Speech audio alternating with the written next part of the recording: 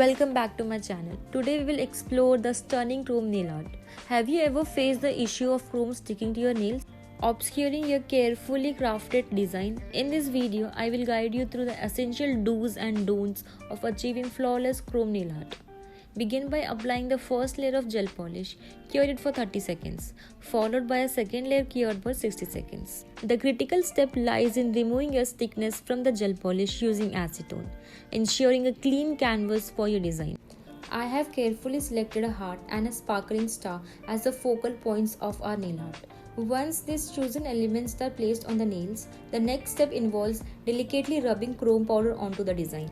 This process infuses a captivating metallic finish on the heart and star, adding a touch of glamour to the overall aesthetic. To perfect the look, it's essential to wait for 60 seconds after placing your design.